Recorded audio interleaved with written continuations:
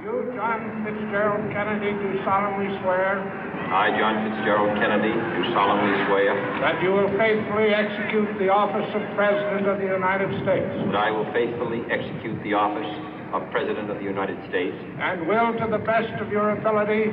And will, to the best of my ability. Preserve, protect, and defend the Constitution of the United States. Preserve, protect, and defend the Constitution of the United States. So help you God. So help me God.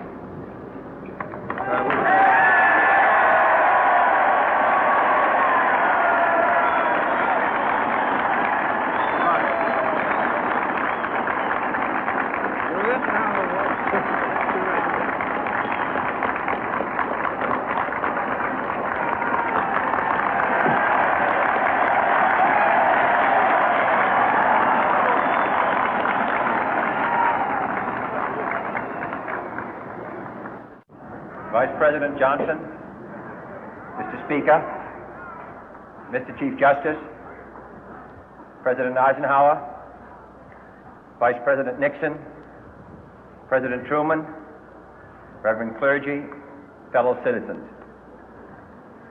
We observe today not a victory of party, but a celebration of freedom, symbolizing an end as well as a beginning, signifying renewal as well as change.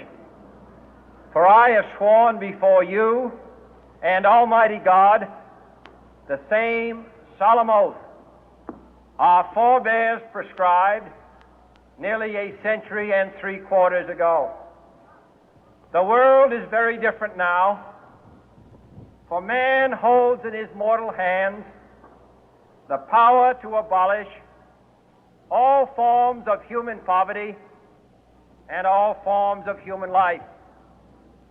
And yet the same revolutionary beliefs for which our forebears fought are still at issue around the globe.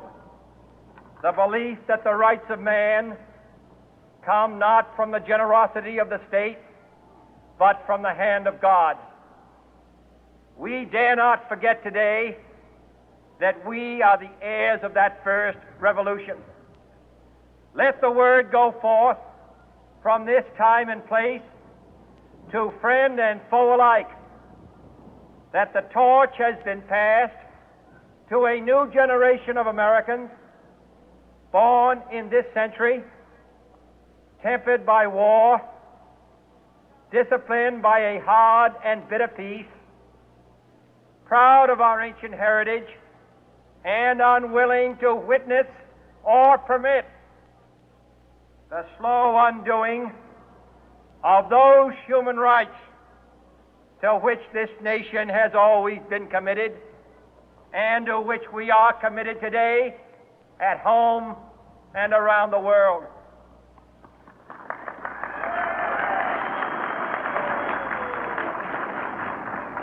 Let every nation know, whether it wishes us well or ill, that we shall pay any price, bear any burden, meet any hardship, support any friend, oppose any foe to assure the survival and the success of liberty.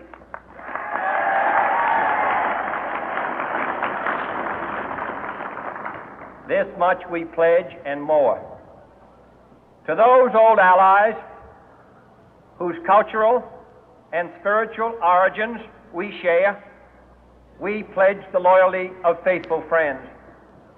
United, there is little we cannot do in a host of cooperative ventures. Divided, there is little we can do, for we dare not meet a powerful challenge at odds and split asunder.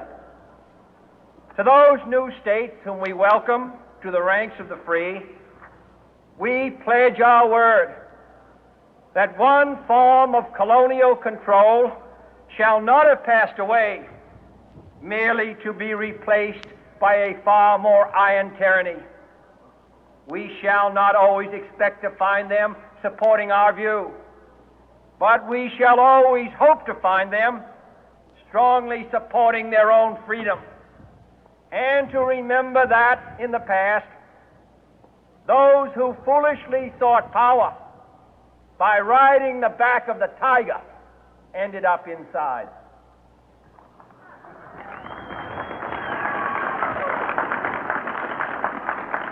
To those people in the huts and villages of half the globe struggling to break the bonds of mass misery, we pledge our best efforts to help them help themselves for whatever period is required, not because the communists may be doing it, not because we seek their votes, but because it is right.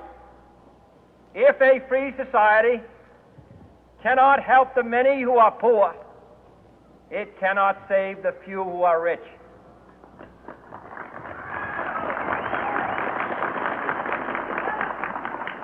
To our sister republics south of our border, we offer a special pledge to convert our good words into good deeds, in a new alliance for progress, to assist free men and free governments in casting off the chains of poverty.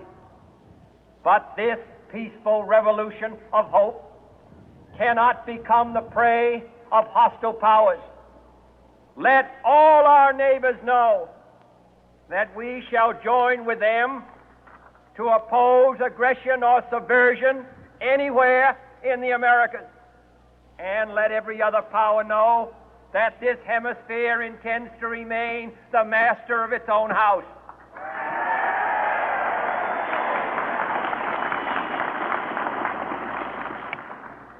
To that World Assembly of Sovereign States, the United Nations, our last best hope, in an age where the instruments of war have far outpaced the instruments of peace,